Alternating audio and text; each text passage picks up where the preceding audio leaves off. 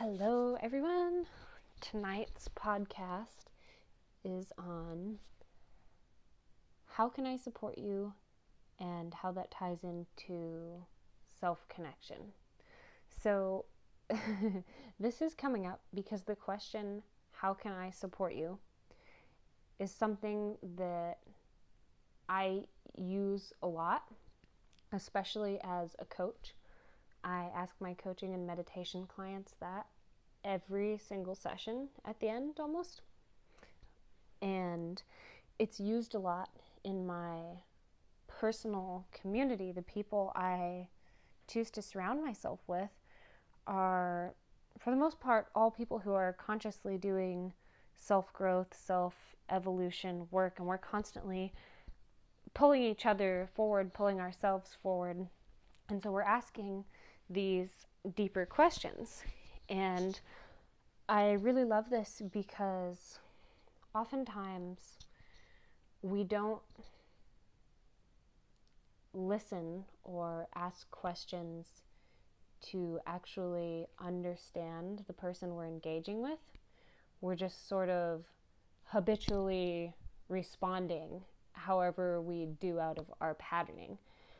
But when you start connecting with people who engage with you more consciously, you get this beautiful presence in the connection with them.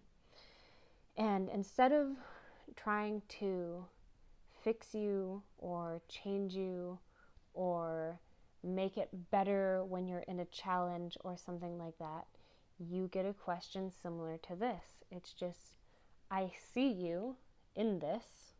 I see you in this experience. How can I support you?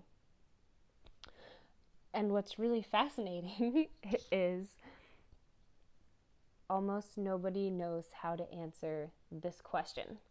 My coaching and meditation clients get pretty good at it because I ask it to them all the time, so they're thinking about it. But when I ask this to just my friends or my family or just people that I meet out in the world, a lot of the time the reaction is they're very surprised. Some of them have never actually even had anyone be present with them and ask a connected question like that. Okay, sorry about that. If you guys caught the knock at the end of the last clip, it was one of my roommates walking in. Back to what we were talking about. Basically, just that when you ask this question to most people out in the world, how can I support you? They do not know how to answer it. And one of the main reasons for that is we are not consciously in touch with ourselves much of the time, and therefore we are not consciously in touch with what we're needing. And sometimes even if we are in touch with what we're needing, we have difficulty around asking for help and receiving that support. And I'm talking more in this video about those of us who may not even be in touch with the fact that we need support. We're so in our head, in our routine, in whatever is going through the mind and the busyness of our everyday lives, that we're not even in touch with that. And so sometimes when you come in contact with the energy of how can I support you and you're in that space, it's like, whoa, it almost feels like you're getting hit with a little bit of an energetic blast because it's so different frequency-wise from the space that you're at in just that caught up busyness. And I think my point, mainly to myself, those of you who follow along with me regularly know that when I'm talking to all of you, I'm really just talking to me too, is your self-connection is more important than any of the circumstances in your life.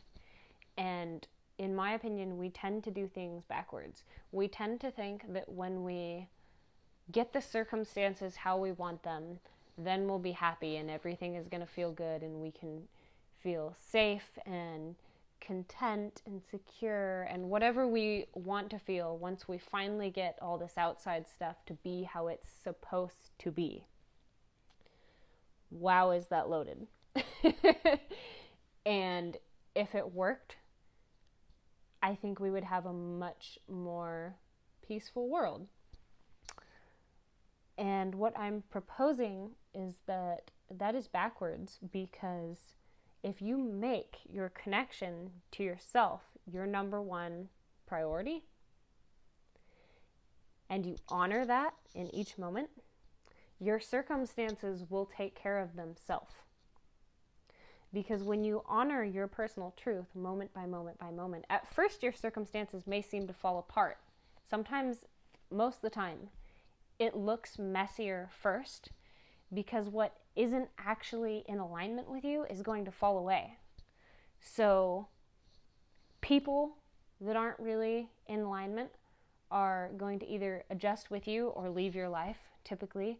So relationships change form, fall apart, go through a period of adjustment. Jobs typically change when you align more with yourself. Everything, all of these external relationships, situations, circumstances in our life start to either raise vibration with you or fall away as you raise your vibration to create space for something that is a match for you. If you stick with it, though, and you go through the, quote, crumbling of this, and typically there will be emotion that comes up with it, and you feel with it. Give it space, and you feel through that, and you release any of that held in pain. Because when we hold on to people that we know aren't good for us, addictions that we know aren't good for us, it's typically because they're masking a deeper pain that we're feeling. So when we let those things go and allow this pain to emerge and be fully felt,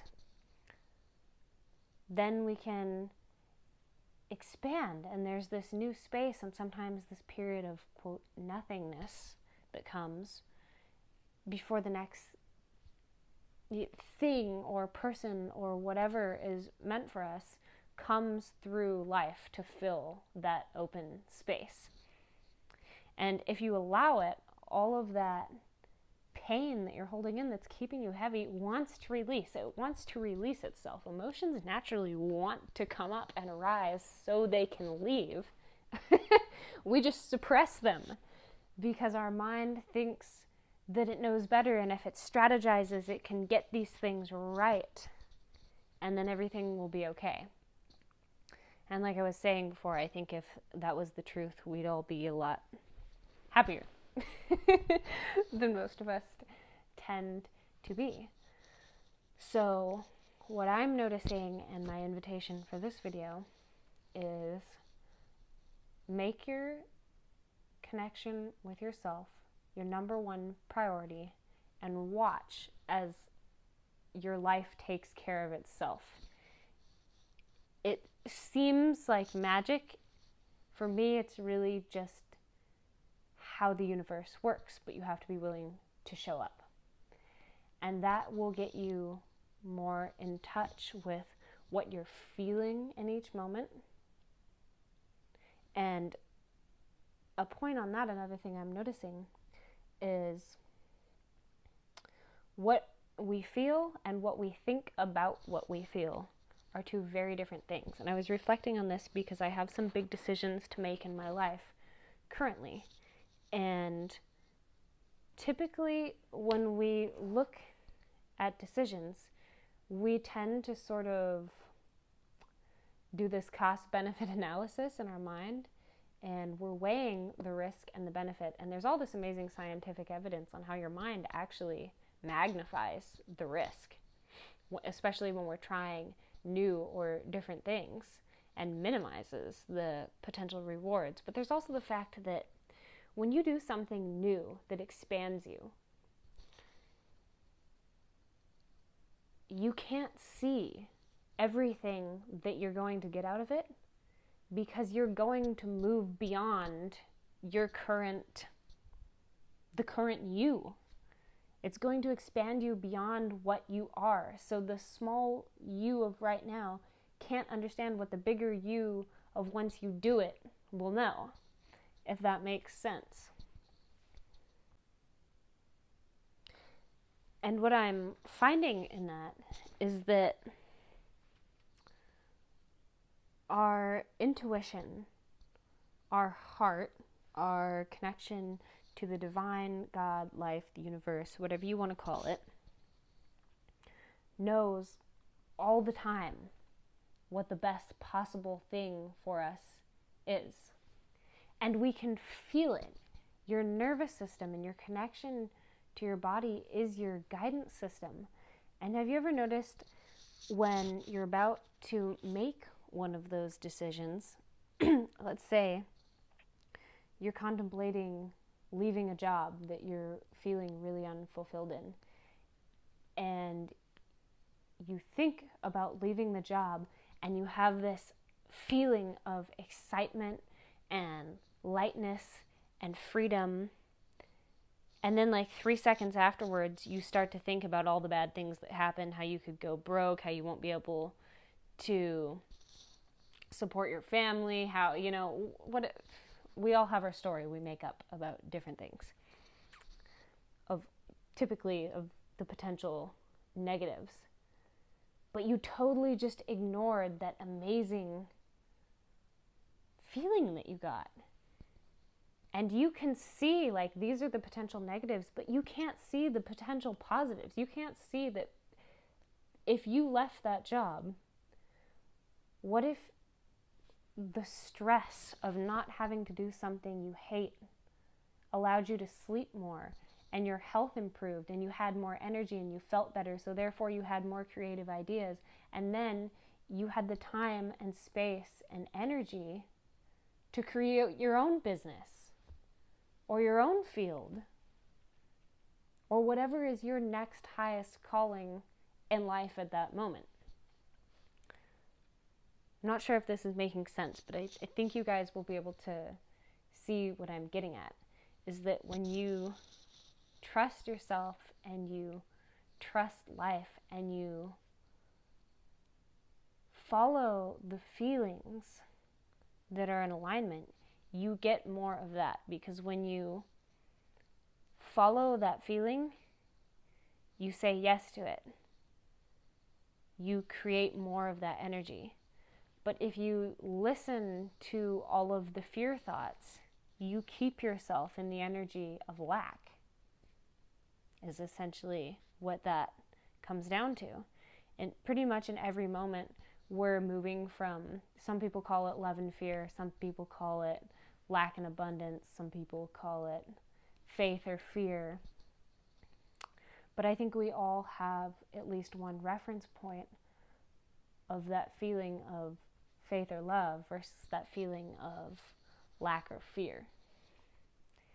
And what I'm challenging myself to do is cultivate that self-connection so I'm able to actually distinguish when I'm feeling faith and trust and love, or fear and lack and strategy and all of that mind stuff, and move from a place of energetic abundance and trust in myself and trust in life. And when I have actually done that, all of my experiential evidence shows that it goes swimmingly. It's when I start to freak myself out and make a bunch of fear decisions that it gets a little hairy. So, I guess that wraps it up for tonight. We'll see what else comes out next time. See you guys for now.